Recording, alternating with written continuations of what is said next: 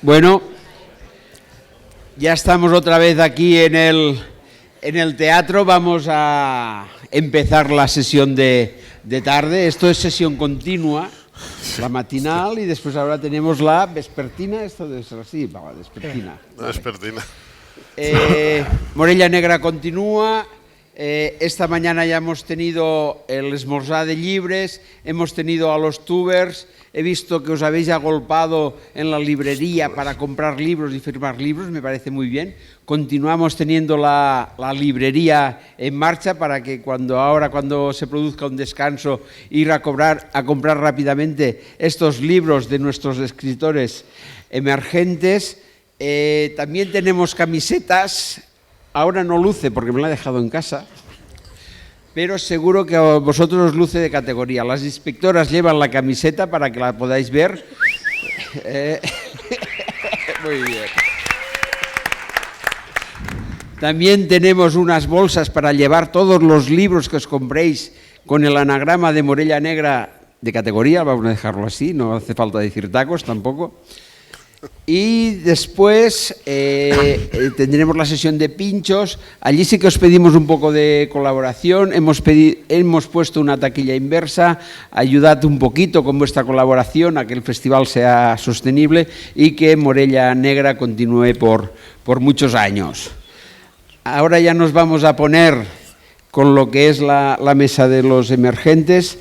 Ya lo ponemos en nuestra web, 3 novelas diferentes.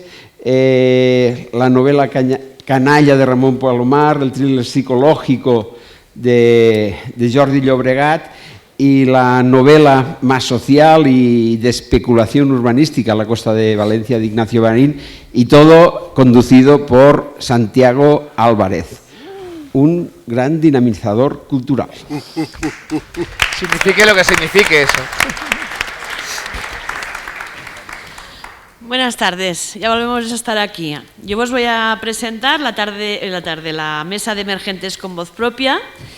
El agitador cultural, como ha dicho Jorge, director de contenidos de Valencia Negra, Santiago Álvarez, conversará con 3 escritores que destacan con sus novelas en el mar de la novela negra. El thriller psicológico de Jordi Llobregat, Donde no lleguen las sombras. La novela social crítica con la especulación urbanística de la costa valenciana, Nadie corre más que el plomo, de Ignacio Marín, y la novela Canalla de Ramon Palomar, El novio de la muerte, donde nos encontraremos todo el folclore criminal típico de nuestro país. Santiago Álvarez nos ha acompañado durante toda la vida de Morella Negra, colaborando como moderador y también como ponente. En 2020 nos ofreció una interesante masterclass Cinema Negro Americano.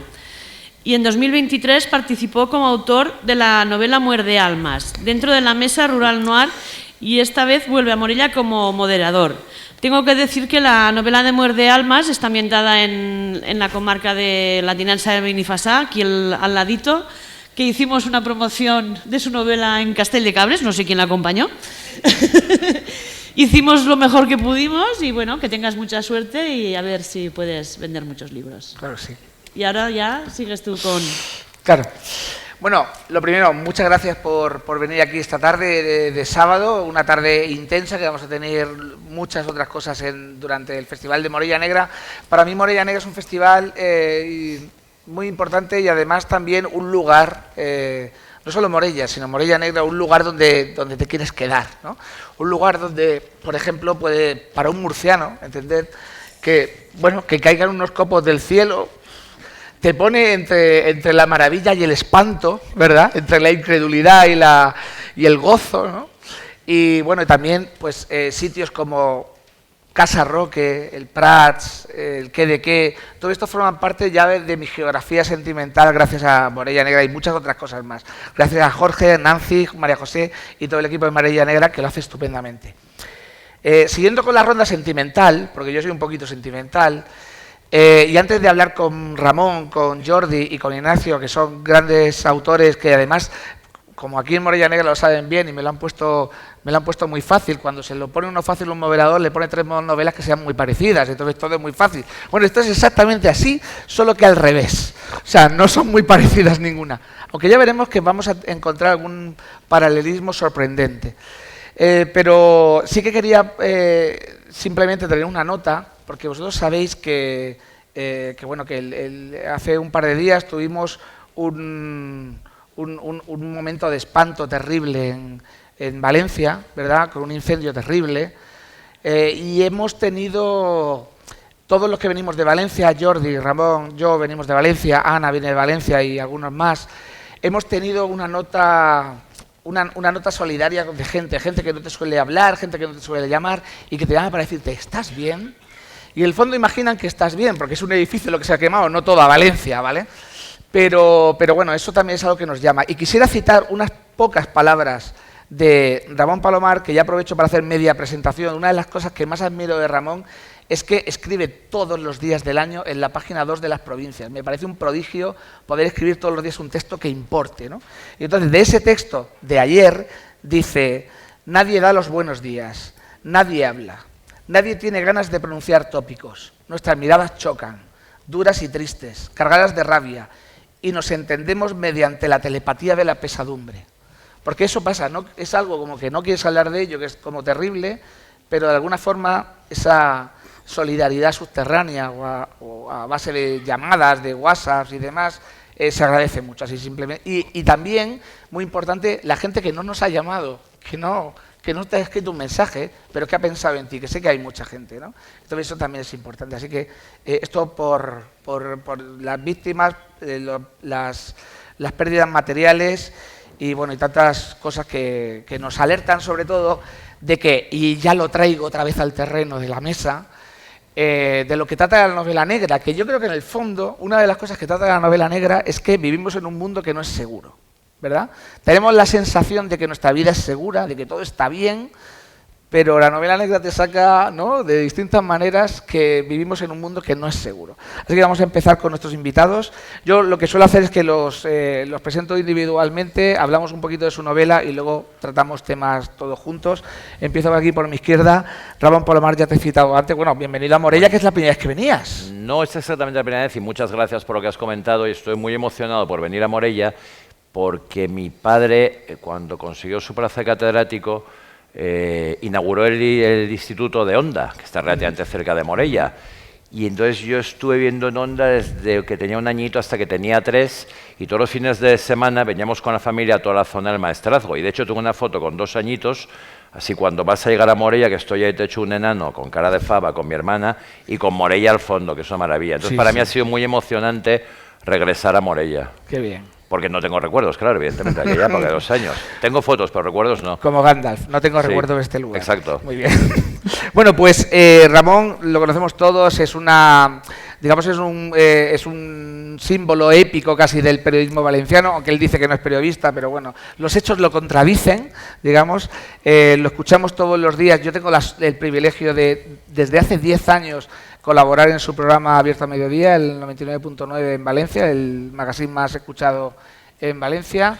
Él publica, como hemos dicho, en la página 2 de Las Provincias todos los días, desde hace ¿cuántos años? Demasiados. Muy bien.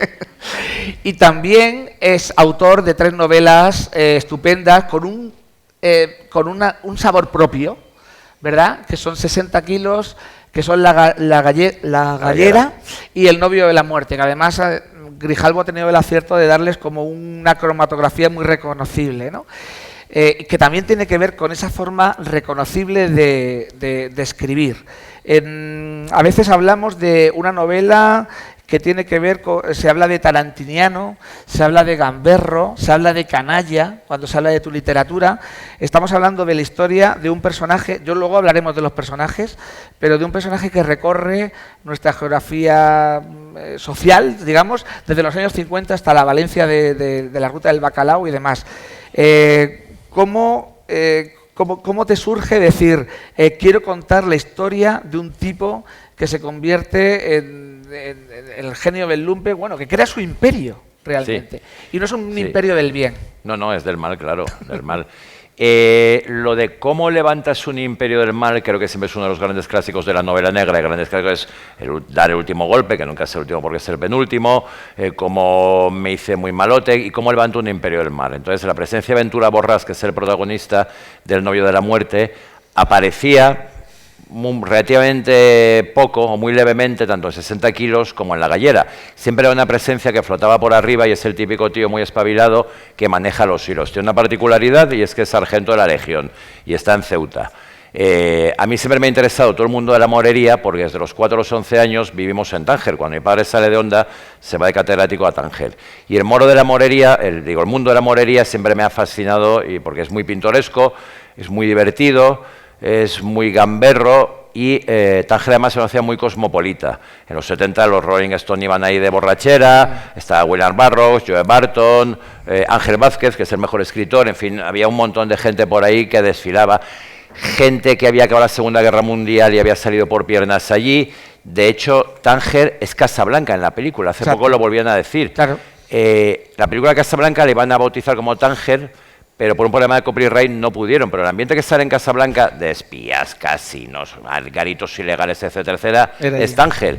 Y claro, para los ojos de un niño todo aquello impresionaba. Pues bueno, Ventura Borràs aparecía en las 2 primeras novelas y cuando me disponía a embarcarme en la tercera, dije, hombre, claro, mis compañeros lo saben, tú recibes siempre una retroalimentación por parte de los lectores y siempre comentaban, ostras, quieren que me cae sargento de la Legión, tampoco sé por qué, porque es un hijo de la gran perra, pero bueno, le cae muy bien a la gente y dije, ostras, pues voy a contar cómo este tipo llega a montar su imperio del mal, por qué acaba en la Legión, cómo ha ido.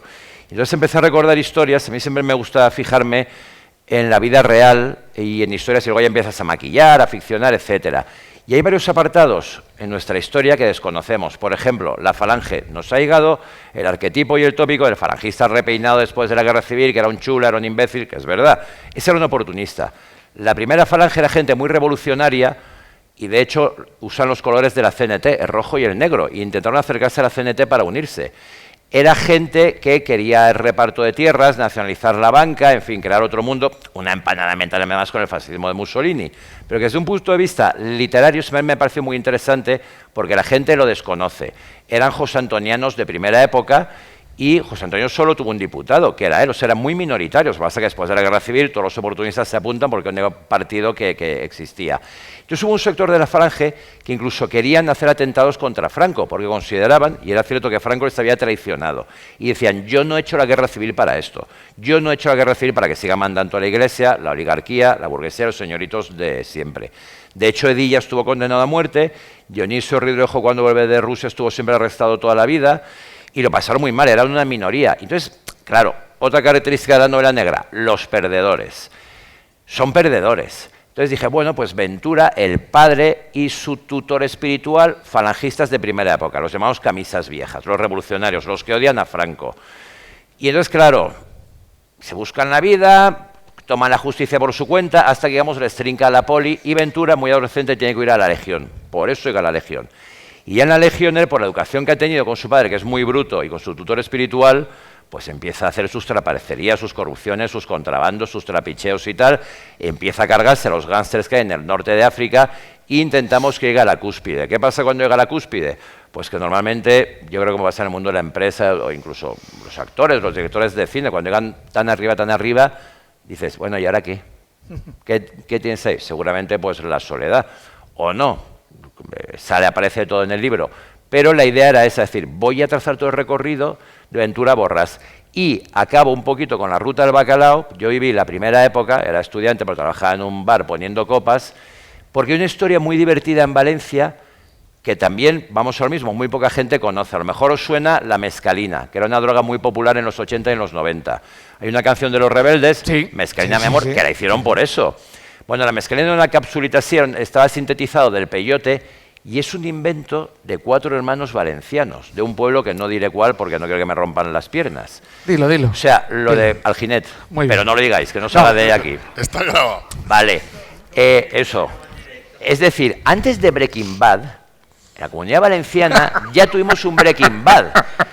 Y eran 4 hermanos, como los Dalton. El más bajito era el mayor, que era malo, pero re malo.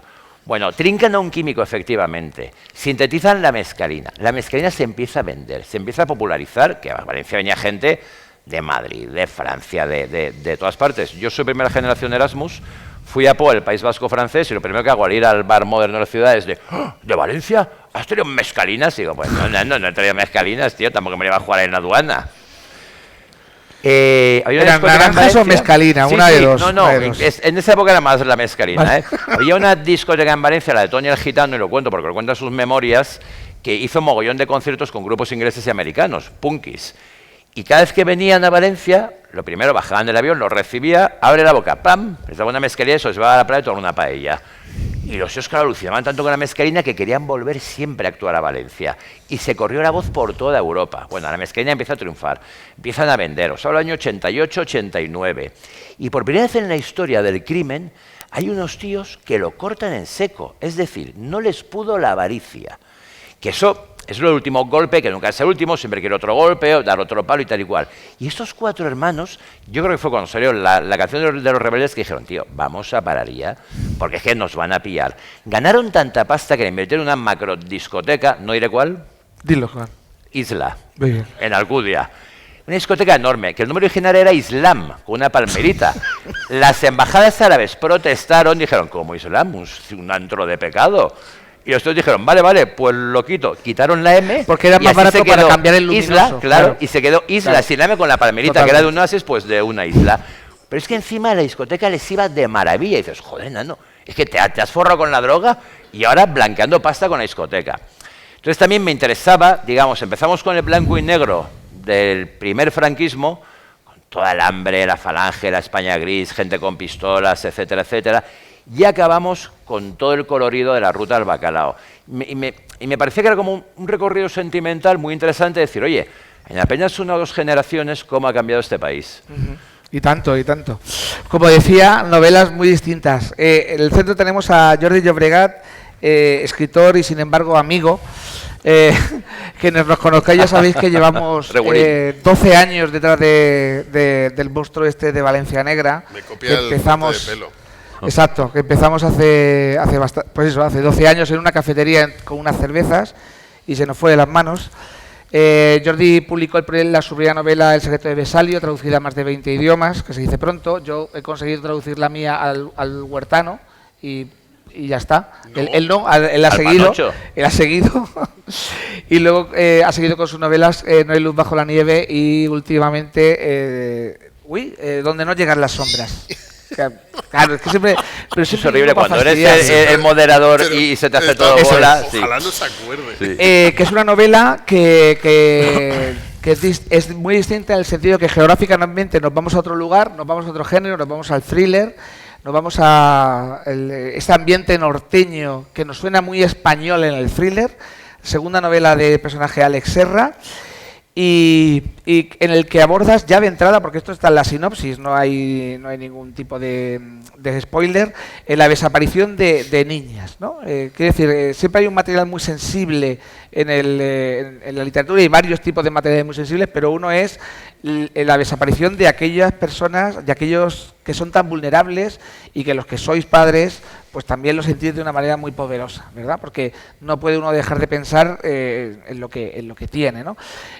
Cuéntanos por qué por qué sigues, mejor dicho, por qué continúas con la serie de Alex Serra y por qué esta aparición precisamente de la desaparición de niñas como motivo de este caso de Alex Serra.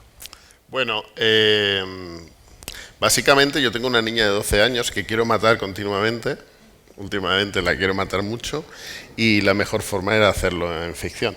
No matarla de verdad porque tiene otras consecuencias. Espérate que llegue a 15. Pero entonces haremos una novela con quinceañeras. Pero bueno, lo más importante es que yo tengo un personaje que es Alex Serra que como escritor me sigue interesando, que era lo que pretendía al crearlo por primera vez. Y yo creo que todos nos movemos por lo mismo, que es que nos interese, nos suponga un reto, nos interese lo que estamos haciendo y si no, hay que abandonar y dedicarte a otra historia. Entonces Alex Serra es un personaje que aún me provoca curiosidad y quiero ver hasta dónde llego con ella, ¿no? Eso por un lado. Pero una cosa es el personaje y otra las historias. Yo lo que pretendo con Alex es que viva historias diferentes y lo más posible independientes. Es verdad que hay una trama común del personaje, que es su propio sufrimiento, pero las historias son que se pueden leer de forma independiente, son historias independientes. En este caso, en la anterior novela, yo había hecho una novela donde había disfrutado haciendo asesinatos muy macabros. Que eso es un disfrute, hacer mucha sangre, muchas cosas así. Hostia, cómo lo matamos, tal, ¿no? Ah. Y claro, en esta no hay nada macabro. ¿Por qué? Porque son niñas de 12 años. Y la violencia, aquella era muy física y muy evidente, y aquí hay una violencia intrínseca que además el lector tiene que ir descubriendo, ¿no?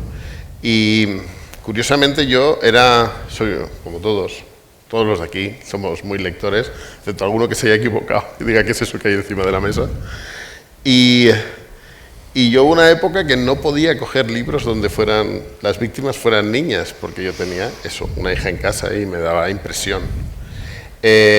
Curiosamente, cuando escribo esta novela, es un reto tratar unas víctimas de esa edad de forma de que, por un lado, la parte evidente no sea evidente, de hecho aparecen como si estuvieran durmiendo, y no se sabe nunca cómo han muerto hasta el final.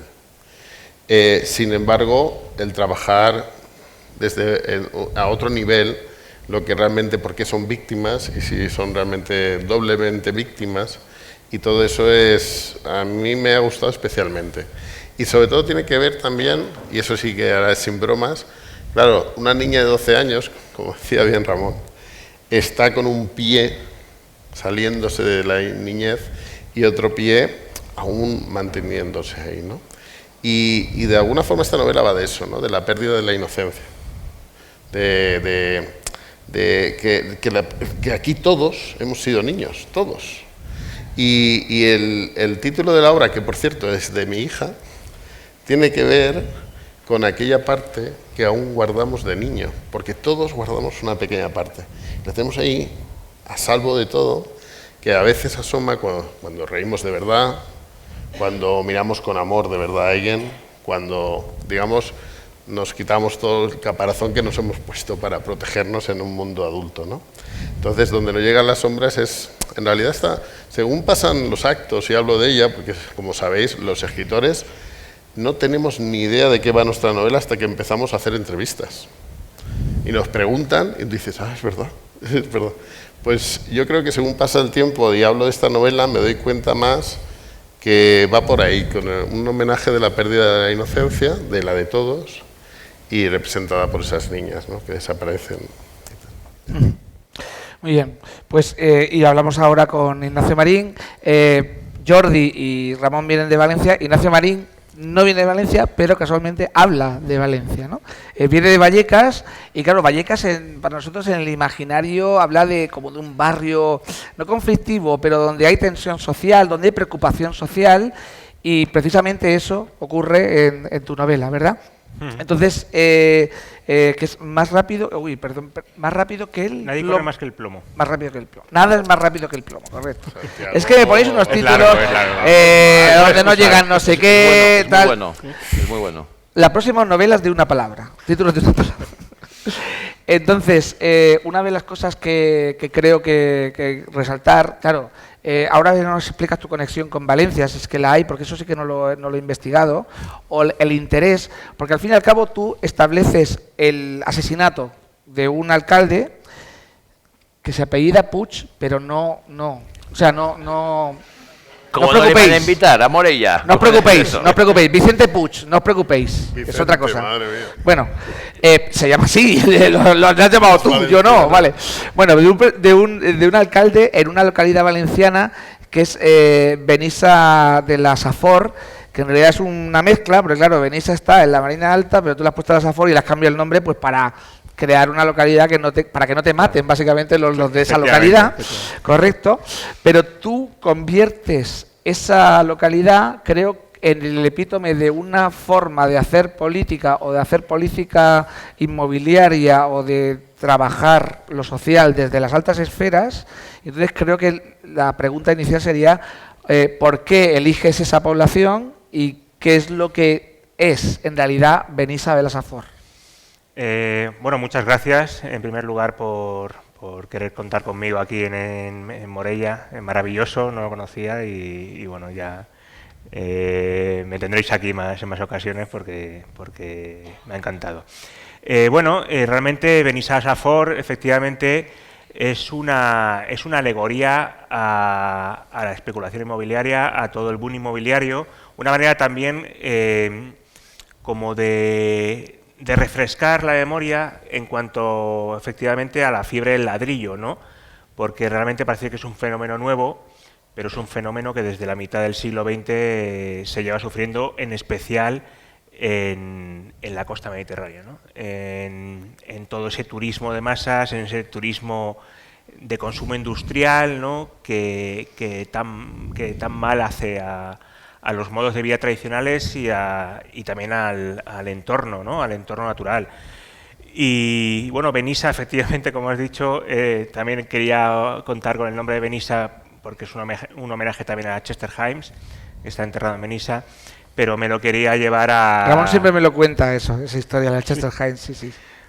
Pero bueno, me lo llevo a la Safor porque bueno, quería ambientarlo en la costa, puede ser un epicentro del turismo de masas para el madrileño, ¿no? También, como... Y bueno, la relación que preguntas al principio es ninguna. Aunque Vallecas, la gran calle que cruza Vallecas es la Avenida Albufera, pero más allá de eso no hay absolutamente nada. Realmente es algo aspiracional del madrileño de esa época, del madrileño del desarrollismo, de que ya empieza a tener sus 600 y sueña con tener, o en la sierra o en la costa mediterránea, en un Gandía, en un Torrevieja, tener un apartamento, ¿no? Por lo tanto, es un sueño de la clase media en barrios obreros como es el mío. Y bueno, quería trasladar a los personajes de la primera novela, de Edificio España, que está ambientada exclusivamente en Madrid. Quería hacerme un reto de cambiarlos, de ambientarlos en otra época, que ya no es años 73 en este tardofranquismo, sino años 79 ya con la primera transición, digamos. Y bueno, quería ambientarlo ahí y hacer a través de Vicente Puig, no hay ninguna relación con la realidad, que hubiera un asesinato de este alcalde de la UCD, con el trasfondo de la especulación inmobiliaria, porque quieren recalificar o quieren destruir un poblado tradicional de pescadores que hay en este pueblo, y lo que tienen que investigar desde Madrid, de que viene una serie de un policía a investigar, es la conexión que puede haber en esa época tan convulsa, ¿no? Porque también quería abrir un debate, quería abrir el melón sobre la transición. Que yo sea 23F no tiene nada que ver, pero quería abrir un poco el melón de que parece que es una modélica transición, pero claro, esos primeros años, también el año 80, año 81, fueron años especialmente violentos, especialmente sangrientos, ¿no?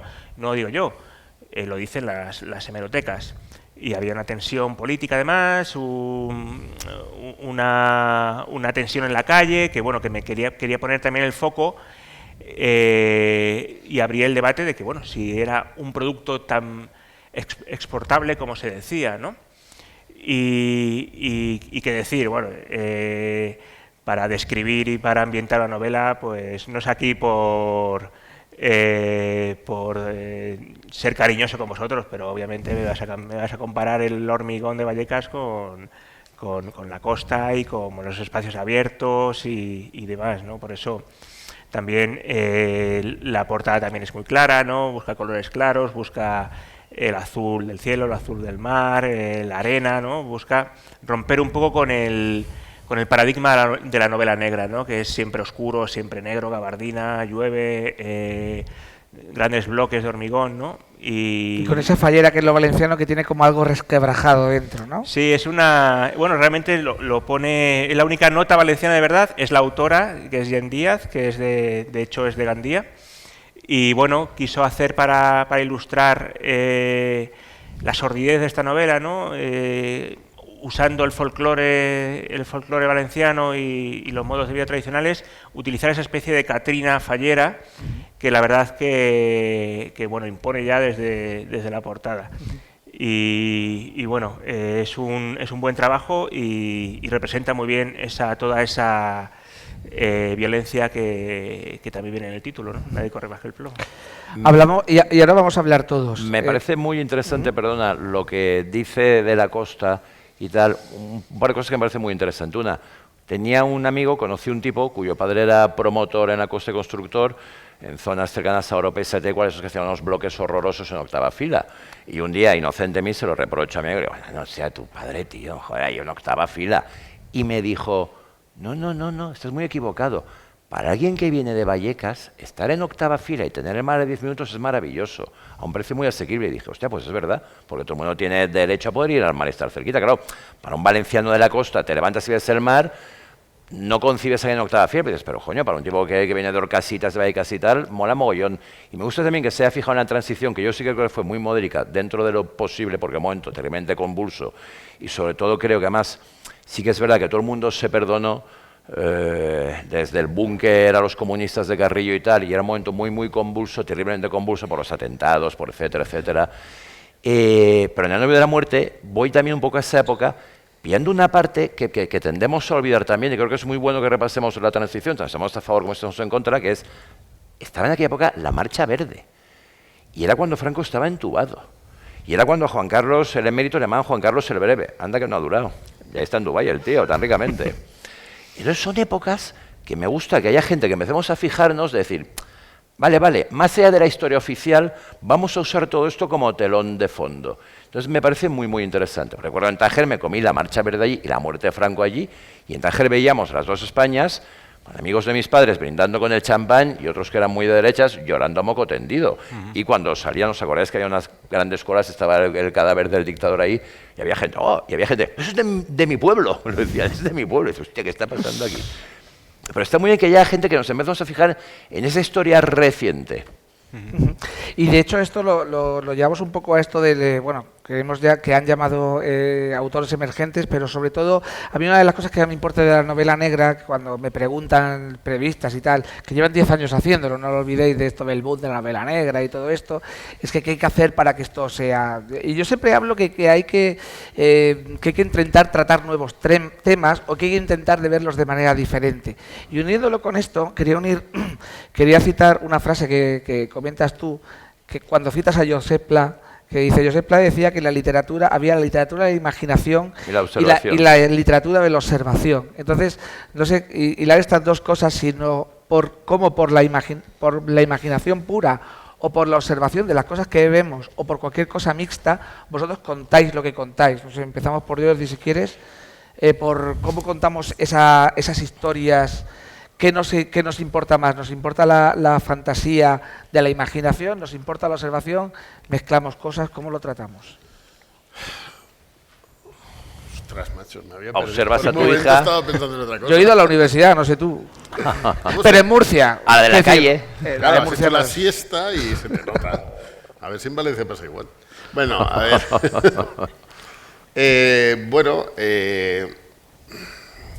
En realidad yo creo que en mi caso la mezcolanza es fundamental y lo hago por inercia. O sea, necesito trabajar en ambas paletas y creo que si vamos por ahí, si esa es la línea, no hay escritor que no trabaje la observación.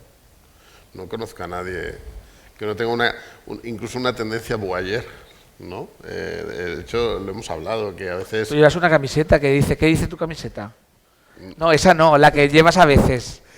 No sé. Dices algo así como que soy escritor, puedo usar lo que dicen o algo así, ¿no? Sí, superpoder, sí. ¿Eso? Ostras, hoy estoy muy... Joder, ¿verdad? la siesta también. No, lo que ocurre es que sí que es verdad que a mí me apasiona la observación de lo humano. Yo creo que a todos nos pasa, aunque incluso hagamos una mirada al pasado. Pero incluso ahora, cuando os miro, ¿no? Veo expresiones muy diferentes. Desde el que está empezando a dormir hasta el que parece que está a punto de saltar aquí.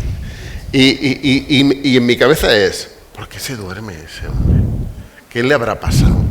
Esta noche habrá estado haciendo el amor toda la noche. No sé, está demasiado gordo y por eso tiene sueño. O la persona que está a punto de saltar, quiere ser escritor. No, está enamorada de Santi. Da igual, o sea, empiezas a elucubrar, ¿no? Seguramente no aciertas ninguna, pero da igual, es fantástico. Yo esto lo hago constantemente. Y lo hago en el metro, y me quedo mirando a la gente, y claro, pasan cosas, claro. Ahora entiendo cosas. Las denuncias básicamente. Hay gente que se cabrea y tú dices, soy escritor. Yo lo he dicho, es que soy escritor. Entonces ya te miran en plan. Es un buen truco, lo vamos a usar todos Pues los no demás. sé si es Háganlo bueno, ustedes también. No lo entienden, ¿sabes? Ya, no. Ahora te pego 2 veces. No, pero para mí es una de las partes que si no fuera escritor seguiría haciendo. Y me gusta observar a alguien que conozco, a mi hija o a mis amigos.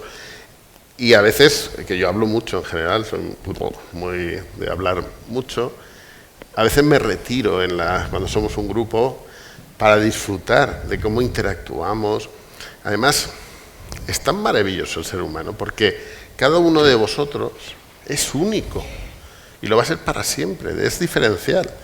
Y además es único evolucionando en su vida y hay muchos únicos en tu propia vida, ¿no? Entonces eso es, yo estoy viendo cómo cambiamos, últimamente me fijo mucho en eso, he pasado los 50, aunque aparente 23, y es el pelo, ¿eh? Y esto me alucina, ¿no? Ahora que nos acercamos a ver cómo empieza a caer gente a nuestro alrededor y cambian humores y cómo se toma la gente la vida a partir de cierto momento, todo eso es apasionante. Y entonces es material, todo es material, obviamente material literario. Todo. Sí, tiene razón el compañero, Pues ya la está, verdad. ya Pues hemos ya acabado. nos podemos ir, ¿ven? Aunque bueno, yo creo que la novela negra tiene un componente de observación como más social, ¿no? Quizá. Realmente, también Jordi lo ha apuntado antes, ¿no? Con el tema de analizar la sociedad y de analizar las problemáticas también que tiene cada persona, ¿no? Realmente la novela negra es una evolución que parte del realismo social, ¿no? Realmente, si le quitásemos ese componente social, ese componente de esa problemática, del trasfondo, digamos, el ambiente social de cada persona o de cada ambiente en el que se produce una novela, quedaría una historia de detectives, ¿no? Quedaría una novela policíaca de detectives al modo de Agatha Christie, por ejemplo, ¿no? Por lo tanto, creo que la observación y la descripción también de cada persona, como bien dices, de los ambientes, ¿no? Que a mí me encanta describir a nivel de ambiente, ¿no? Creo que se ve superada por la ambientación, a nivel social, a nivel de por qué es el criminal, qué antecedentes tiene, qué problemáticas tiene, qué motivación tiene, ¿no? Y es también muy plástica, muy descriptiva, ¿no? La buena novela negra, ¿no? Porque realmente, aunque está el canon ese que os comentaba de típica novela urbana, de lluviosa, del policía en gabardina, realmente permite un montón de posibilidades a nivel de descripción de los ambientes, ¿no? Sin ir más lejos, Ferran Torrent, ¿no? Que por no irme de la cultura valenciana, cómo ambientaba, ¿no? ese Valencia, cómo ambientaba esos antros de boxeo, ¿no? Realmente, o también cómo describía esos lugares de poder, ¿no? Esos clubes de campo, esos lugares donde están las élites disfrutando de su posición, ¿no? Sin la descripción tanto de ambiente, de descripción, digamos, del contexto, y sin también la ambientación social, ¿no? El trasfondo social, sería muy pobre la novela negra. A mí me interesa muchísimo la observación, porque creo que es el eje principal, hay que observar, y luego ya maquillas, añades, pero añades fruto también de la observación. Me interesan muchísimo las descripciones, y vuelvo a retomar a Pla, porque Pla decía que cuando escribes opinar es muy fácil, pero difícil es describir. Por ejemplo, describir una cara como la que hay ahí o como la que hay ahí es muy difícil. Describir con precisión, más allá de 3 pinceladas. Y luego las obsesiones. Me interesan muchísimo las obsesiones. Nosotros cuando vivíamos en Tánger íbamos todos los fines de semana a Ceuta, todos, ¿no? Una vez cada 3 meses, porque mi padre compraba whisky, que no se podía comprar en Tánger, y mi madre jamoncete y embutidos. Jalufo, que es una palabra muy bonita, cuando le pedían cosas a mi madre me decía jalufo, jalufo, y era como hacerle la cruz a Drácula, se apartaban enseguida. Bueno, y entonces yo tenía 7, 8, 9 años, mi hermana y mi madre se iban por ahí de compras y tal y cual, y mi padre y yo dábamos vueltas para aquí, íbamos al cine, vimos ahí Tora, diciendo sí. Y me acuerdo que tú veías en Ceuta a los legionarios. Yo era un nano y no sabía de qué iba la legión, pero veías a unos tíos que irradiaban otro aire. Llevaban esto abierto, eran pecho lobo, llevaban tatuajes, que en los 70 nadie iba con tatuajes, llevaban barba, el chapiri, con la borrita y plim, plim, plim, plim, y su manera de caminar y lo que destilaban, esa chulería, para un nanete era flipante. Tú te das cuenta que ese tío no era tu primo el del pueblo que dio a la mili con un uniforme horroroso, no. Te das cuenta que aquello era otra cosa. Y encima en el hotel donde nos quedamos, el cuartel estaba al lado. Y entonces a mí el cuelgue de la Legión era decir, joder, qué poco hemos explotado en España a cosas como la Legión. Más allá del sesgo ideológico, que no creo que actualmente lo tenga que tener, pero además la Legión la fundan antes de la Guerra Civil, ¿eh?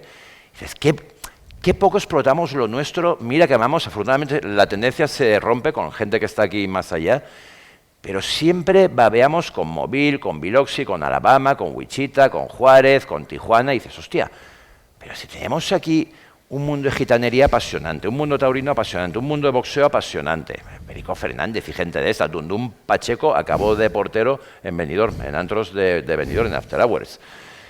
¿Por qué no usamos todo eso? Y claro, pero todo eso primero viene la observación, luego investigación, y luego, inevitablemente, pues que tienes que salir con gentuza por la noche. Tienes que beber con ellos, tienes que emborracharte con ellos, hasta las 8 de la mañana. Hay que documentarse. Hay que documentarse y vas aprendiendo, que eso me parece otra cosa muy importante para escribir, es pillar el tono. Si tú solo te remites a Internet, tus diálogos van a cantar.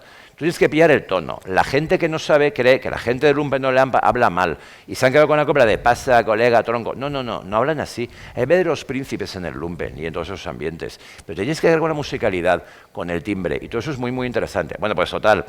Los legionarios, tal, me hago más mayor, tengo colegas que han ido a la Legión, el padre de un amigo mío fue sargento de la Legión, te van contando historias, y Difni, esto, aquello. Bueno, todos fumaban porros, todos contrabandeaban con costo. Porque claro, los legionarios en los 70 son los primeros en traer hachís a España. Porque a ver qué aduanero frenaba un pelotón de legionarios, pecho lobo y le registraba, ni de coña. Entonces lo vendían a los hippies de Ibiza y tal. Entonces, claro, tanta legión, ¿dónde hice la mili? ¿Dónde? Una mierda, me hice objetor. Me dio la Legión, hombre, ya madrugar y hacer marchas y eso. Ahora, espiritualmente, es como si hubiese ido, Mirando vuestras novelas, he llegado a una, no sé si sorprendente coincidencia, que es vuestra preocupación por algún tipo de folclore. ¿Vale? ¿Te parece poco la Legión? Claro, no me parece poco en absoluto, no me parece poco. Entonces, me gustaría que habláramos un poco de ello, porque, por ejemplo, Ignacio, tú hablas de la leyenda de la polseguera, que es una leyenda que muchos vecinos de ahí de Benissa, de la Safor, se sienten protegidos, que en el fondo es el tema del pasado, de una manera que tienes de la sabiduría del pasado que te protege de lo que tienes, de los males que te acechan ahora, ¿no? Tú, Jordi, por ejemplo, en tu novela hablas del mito este de las niñas del agua y las diedres y todo esto, y también son importantes en tu novela. Y un folclore más reciente es ese folclore de la Legión, es ese folclore de la ruta del bacalao. Entonces me gustaría que hablarais cómo, si esto es algo pensado o es algo simplemente un atractivo que le añade espesura, por decirlo así, a vuestras tramas, pero cómo pesa esa tradición. Folclore podríamos llamarlo tradición también, más o menos moderna en vuestras novelas. Pues empiezo yo, si os parece. Realmente, cuando escribo tanto en Edificio España como en Nadie corre más que el plomo, me gusta plantear contrastes de una época a otra, ¿no? O sea, por ejemplo, en el edificio de España se producía un contraste como una encrucijada realmente entre bueno, esos poblados, digamos, de casas bajas, de chabolas, aunque me parece un término un poco peyorativo, en la época lo llamaban casita baja, y que son realmente inmigrantes del campo en su mayor parte, que bueno, que tienen que hacer sus casas a mano y mantienen unos modos de relacionarse, unos modos de vida y de relación vecinal que vienen con ellos desde el campo realmente, ¿no? Y es un modo de vida muy tradicional, aunque estés en la urbe, en la capital, ¿no? Y ese modo de vida va a cambiar, ¿no? En cuanto quiten esas casas o en cuanto les realojen de esas casas que en el fondo eran a ojos del ayuntamiento eran ilegales, ¿no? En Nadie corre más que el plomo se plantea una brecha, una encrucijada similar, ¿no? Porque esa gente que es un poblado de pescadores de toda la vida, digamos, que tienen su manera de relacionarse, tienen sus viviendas hechas también de manera tradicional a mano, ese modo de vida va a cambiar junto a su folclore, ¿no? Folclore real que bueno, un personaje se enamora de un personaje que no viene de ese mundo ni conocía ese mundo, se enamora totalmente de la manera de tocar la dolzaina de una de las habitantes de este poblado, ¿no? Y también está esa leyenda de la polseguera, efectivamente, que bueno, que es una leyenda que ellos creen que bueno, que les va a salvar de todos los problemas, que les ha salvado tradicionalmente como lugar que recibía invasiones de piratas, como lugar de una serie de pueblos que van a invadir, y ese pueblo nunca llegó a ser invadido a pesar de no tener muralla ni tener ninguna fortificación, ¿no? Y se creen protegidos ante esa nueva amenaza que es la grúa y el bulldozer que va a destruir todo eso, ¿no? Y esa es la encrucijada, ¿no? Y esa es la brecha que quería plantear en el libro, ¿no? Si ese desarrollo que nos vendían en esa época y nos venden hoy, por desgracia, es un desarrollo para todos, ¿no? Es un desarrollo justo, ¿no? Y perdemos nuestra idiosincrasia y nuestro modo de vida tradicional por ese desarrollo, ¿no? Al final es una reivindicación del folclore y del modo de vida tradicional, ¿no? Bueno, en mi caso, no sé, obviamente nuestras novelas no son iguales, pero es curioso que es verdad que hay puntos en común, ¿no? Como lo que es Yo lo que veo, por ejemplo, es que creo que la pérdida de la tradición oral, de la cultura, de las tradiciones, parece que no se puede evitar y que acaban quedándose en los espacios universitarios o que la gente mayor, lo que hablamos de la evolución, la gente mayor que yo me acuerdo de pequeño recordar que había un señor que hablaba, creo, una lengua, no sé si dálmata y tal, y sabían que era el único que hablaba. Y yo lo primero que pensé, el día que se muera, desaparece, ¿no? Entonces, mis novelas transcurren en la montaña. En la montaña hay una gran tradición oral. Y es una forma de recuperarla un poco.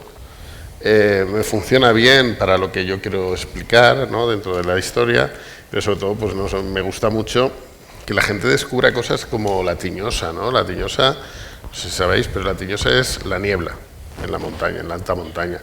Y la tiñosa es un monstruo que se le decía a los niños, cuando venga la tiñosa, vete para casa, porque si te coge la tiñosa, te lleva a su cueva, te deshace y te come hasta los huesos. Es como un hombre saco, pero elevado a... ¿Qué haré con la tiñosa? broma, ¿no? Claro, no está mal, ¿eh? Vale. Pero claro, esa tiñosa es muy interesante porque obviamente la niebla es peligrosa en alta montaña. O, por ejemplo, la pesanta, que es que es un gran perro que se cuela por las cerraduras y se pone encima tuyo en el pecho y te impide respirar. Pero eso no es folclore, eso son historias de terror. Chungo. Eso no estar con las castañuelas cantando una jótica. Hostia, qué miedo, No es una tío. jota, no. No, pero claro, todo tiene una... Por ejemplo, aquí no te está avisando, ¿no? Como con la tiñosa o preveyendo. En el caso de la pesanta, por ejemplo, es porque todo aquel que tenía enfermedades pulmonares y tal, pues claro, dice que tienes pesadillas, o sea, y se asocia a esas enfermedades y claro, entonces la cura, aparte de la medicina, hay otras curas. Hombre. Entonces todo eso... La mescalina. Claro. Si hay valenciana no hay problema. El caso es que me parece interesante, aunque sea mínimamente, recuperarlo. Una de las cosas que es bonito, yo creo, de la literatura en general, de cualquiera, es que el lector, cuando acaba, quiera continuar la experiencia. Y algo que se le queda, pues busca, ¿no? Y puede buscar desde cualquier cosa de las que comentamos nosotros, o esto, ¿no? O antiguas tradiciones que recuperamos un poco. A mí el folclore del Cabaño sí que me interesa, pero yo tengo un pequeño trauma infantil. La gente que es de mi generación, a lo mejor os acordáis que los sábados a mediodía, justo a la hora de comer, solo había una cadena y media, la 1:30 de la 2. Había un programa que creo que se llamaba Raíces, que salían con una botella de esas de anís, riqui. ¿Os acordáis? ¿Alguien se acuerda? Daba miedo. Ahí, riqui. Que me daba una grima, tras una vez, hostia, qué coñazo. Y siempre era gente muy rara, haciendo extravagancias horrorosas. Entonces a mí esa parte de folclore no me interesa nada.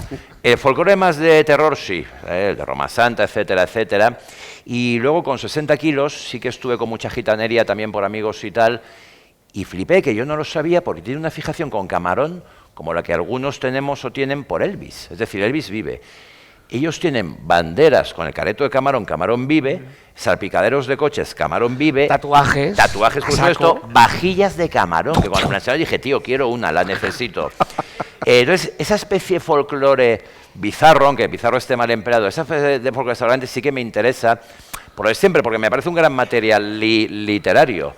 Luego también me gusta renunciar al folclore habitual de la novela negra, de la lluvia, la cabrina y tal, porque todo eso está muy sobado. La novela detective, Agatha Christie, pues nada, como el folclore del Riqui del Anis, no, eso ya vamos a olvidarlo. Pero todo lo que es ese folclore también militroncho, cafre, energuménico y tal, me interesa. Porque a mí también en la novela negra me interesa irme hacia los terrenos del hard-boiled, es decir, el terreno bestia. Yo creo que sugerir en realidad es mejor, y yo creo que Jordi lo ha clavado con lo suyo, que siempre sería el eterno debate, mejor sugerir o mostrar. Jordi ahora está sugiriendo, y es verdad que es mucho más inquietante lo de sugerir a veces, pero a mí ahora me gusta estar en fase bestia de mostrar y decir, toma, ¿sabes? Agarrar a la gente por las tripas, incluso hay gente que dice, es que cuando llega a tal pasaje ya no podía seguir. Digo, me da igual porque has comprado la novela, o sea que me da igual. No sigas. O sea que siempre es bueno tener una dosis de folclore. Y hablando de comprar o no comprar la novela, quiero recordaros una vez más algo fundamental. Podéis robarlas de los grandes almacenes. A nosotros nos llegan los derechos de autor. Sí.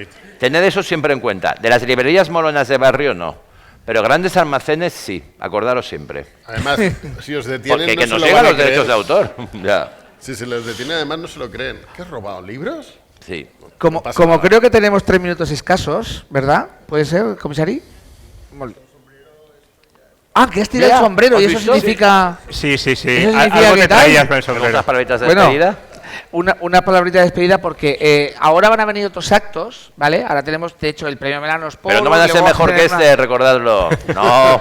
Pero el comisario, como no ha llegado... bueno, sí, es el pero comisario, sí, me ha tirado el sombrero, pero no ha llegado a la mesa. Entonces yo me doy por aludido medio. ni lo he visto. Entonces, acordaros de Ramón, acordaros de Jordi y acordaros de Ignacio cuando ahora vayamos a las firmas, porque estos libros son libros realmente interesantes. Yo solo quería que dijerais en una frase, lo más corta posible, quién es Ventura Borrás, quién es Alex Serra y quién es Eugenio Martín, que son los protagonistas de estas novelas. Empiezo yo, me Sí. he dejado los En una frase, bueno, es un policía que ha sufrido... bueno, lo voy a intentar resumir, Muy bien. que es un policía de la dictadura y que está en la transición y tiene la mochila ya que le pesa demasiado en esa, entre comillas, democracia. Está entre héroe y villano y eso lo tiene que decidir el lector. Alex Serra es una subinspectora de policía que la culpa le ha marcado la vida por una decisión que no está en sus manos, pero que tuvo unas consecuencias. Y esa culpa es la que le hace ser quien es, cómo es y todos los traumas que tiene. Ventura Borrás es un auténtico hijo de perra, pero es ese hijo de perra que quieres para que sea tu amigo, estés donde estés y a la hora que estés. Y además es un mosasaurio. Y os digo esto porque os quiero pedir un pequeño favor. Me he comprado un pedazo de mosasaurio ahí en la tienda de fósiles que hay enfrente. Me ha costado una leña, pero es que soy un caprichosito y no tengo hijas. Entonces, yo quiero que compréis los hilos de mis compañeros, pero el mío también, a ver si recupero algo, porque me ha costado un dineral y me voy a ir cargado mañana con un mosasaurio así. Que sepáis que es del Cretácico superior y tiene entre 90 y 65 millones de años antes de Cristo. Pues esos son muchos libros que hay Es que que vender. lo he visto, el punto infantil que decías que todos tenemos aún, es que lo he visto y digo, lo necesito. Lo he comprado antes de comer, ya se Como lo he la vajilla cargado. de camarón, Lo necesito, igual. como la vajilla de camarón, es una cosa que lo necesito. Así que amigos, colaborad para que mis finanzas vuelvan a reforzarse un poco. Pues yo ya os he dicho, Lo he comprado, tío. yo ya os he dicho que Morella es un sitio especial donde lo pasamos especialmente bien, así que seguimos pasándolo especialmente bien y acordaros de Ignacio, de Jordi y de Ramón cuando acabemos esta tarde y haya que comprar su libro. Gracias, Morella Negra. Me lo he comprado,